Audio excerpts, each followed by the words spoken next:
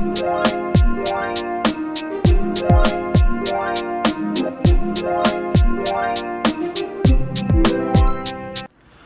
guys, the first of London's Christmas lights was switched on last weekend and some of the festive events opened as well, like the ice skating.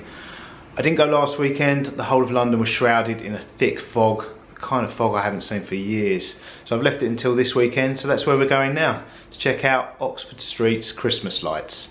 Even though it's freezing cold outside, the fairy lights and the seasonal decorations, and I guess the feeling of warmth that comes with them, it floods London and it's very contagious each Christmas. I started looking for some inspiration for my festive videos this year, and the fog that blanketed London last week, it got me thinking of the smoggy, dark London of Charles Dickens novels, and in particular, A Christmas Carol came to mind. It was one of my favourite stories as a child, and it's been reimagined endlessly for theatre, TV and film. It's a novel so popular it hasn't been out of print since this one was published in 1843. And for anyone unfamiliar with the story, it's about an old miser called Ebenezer Scrooge and ultimately his transformation into a kinder, more benevolent man after he's visited by the ghost of his former business partner Jacob Marley, and then ghosts of Christmas past, Christmas present and Christmas yet to come. It's a favourite with children, but it's also popular with adults. It's about Christmas, it's about poverty, it's about London, and I guess above all else, it's about second chances and it never being too late to change. Okay, that's enough chat. Let's head over to Oxford Street.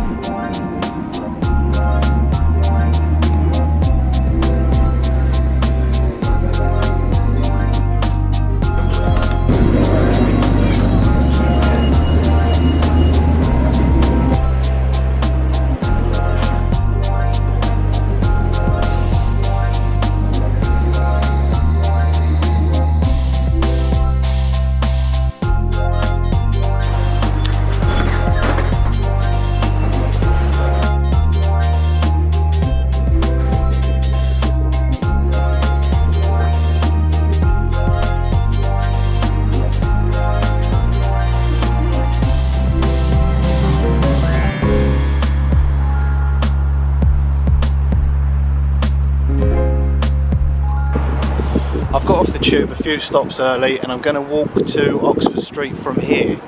It won't take long and I can show you some of Dickensian London on the way, some of London that's still here from the time of Charles Dickens and his novels, a Christmas of the past if you will. This city, like most cities in the world, is lit by electric streetlights, hundreds and thousands of glaring electric streetlights. However, there are 1,500 gas lamps left in the city, so if you know where to find them, they're rare places where you can walk through the city and imagine what it might have been like in the 1800s. These two are gas lamps behind me. I'm going to film this last piece to camera here while there's still some light pollution from the electric lights of the main road behind me, because I think once we get into St James's Park itself, which is lit only by gas, this camera's good in low light, but I don't think you'll be able to see me. There will also be the contrast, you'll see the contrast of the electric lights from this end, the main road at this end. As we walk through the park, the bridge across the lake in the middle is lit by electric lights, so you'll see the stark difference between the two, and then the electric lights at the mall end.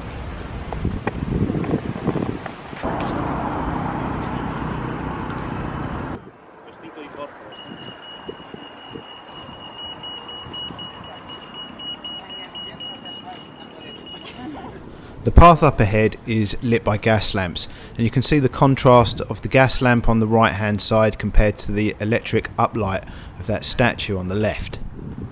The gas streetlights are easily identifiable, not only by the softer glowing light they produce.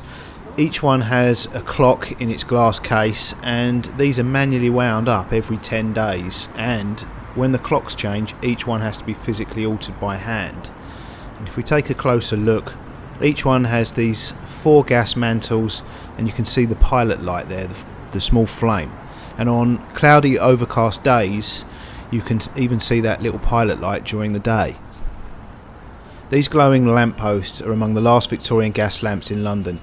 In a city glaring with electricity, with many office lights left on all night, these survivors from the last century offer a glimpse of the city as it was when Charles Dickens wrote his dark and gripping novels. When he wrote A Christmas Carol, this is how London was lit and how all of it would have looked. So in some spots in London, it is still possible to walk the glowing streets, which long before electric light pollution, Dickens would himself have walked. As you can see, it's nowhere near as bright as modern electric streetlights.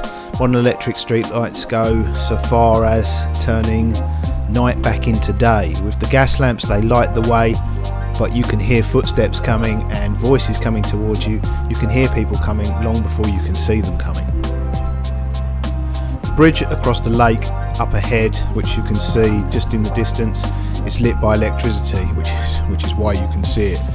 Luckily, or we'd probably end up in the lake.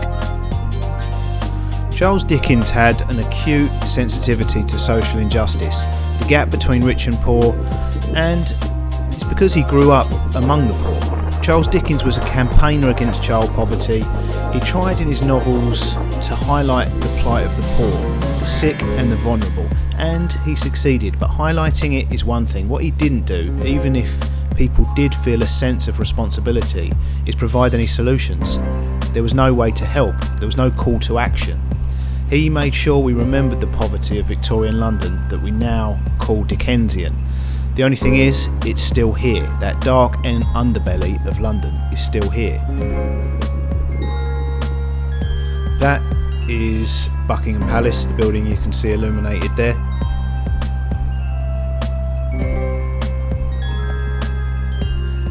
And on this side of the bridge we've got views down towards the River Thames, and that is the London Eye you can see there. In A Christmas Carol, what Charles Dickens is really asking is for you to recognise poverty and to make it your obligation, the obligation of all of society, to be benevolent and to provide support for the poorest and the most vulnerable, and not, like Scrooge, to believe that your financial wealth or your status qualifies you to ignore or judge the poor rather than to assist them. Okay, the bright lights up ahead of the mall. It's starting to rain a little, so I'm going to jump on a bus rather than walk up to Oxford Street. Take a bus up to Oxford Circus.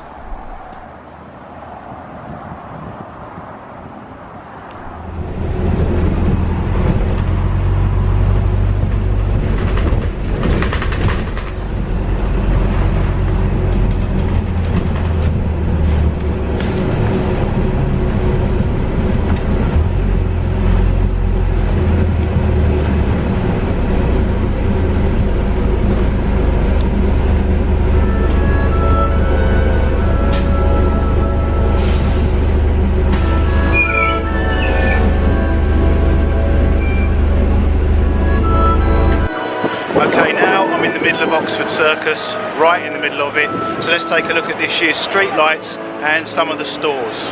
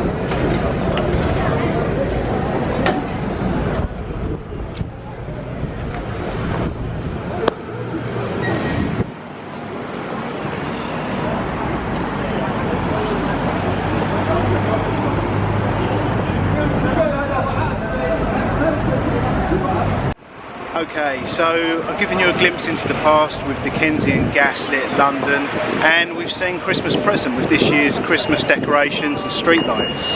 But what does the future hold? Christmas yet to come.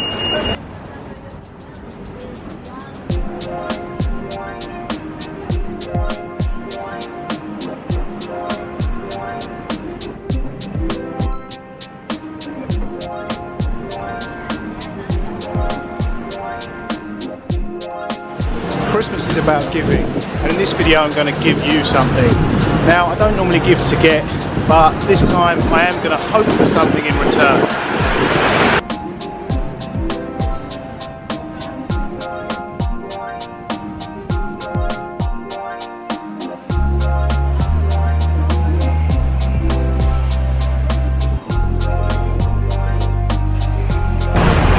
I don't know what the future holds, but I can give you the opportunity to change it.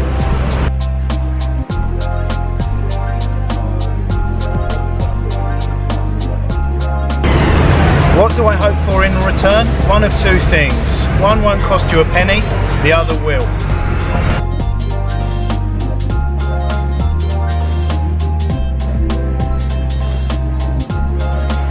There is an annual Christmas appeal, the St Martin's in the Fields Christmas Appeal. It's a collaboration between this church here behind me in London's Trafalgar Square, St Martin's in the Fields Church, and the BBC. And it has a long history, over 80 years now, of successfully changing people's lives. The aim of the appeal is to raise money to support thousands of homeless and vulnerable people across the UK. Okay, so what are the two things I would hope you do for me? The first thing is take a look at the St Martin's in the Fields Christmas Appeal. I'll put a link in the description below. Take a look, and if you can give, please do. If for any reason you cannot give, you have no money, or you feel you've given enough to other charities already, then the second thing you can do for me, which will cost you nothing, is to share this video. There are loads of links below to all the different social media platforms. Share to as many people as you can on as many platforms as you can, and hopefully someone will see this that can give and does want to give. That was some next level photo bombing. I'm leaving that in because at the end of the day this is about entertainment, but there is also a serious message. Behind me, behind the dancers, there are two people sleeping on the street.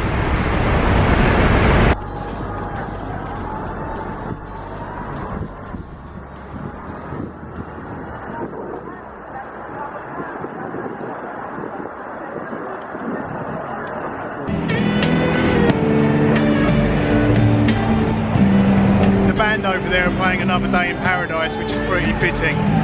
Thanks for watching, hope you enjoyed this video. Please share it. Toodles.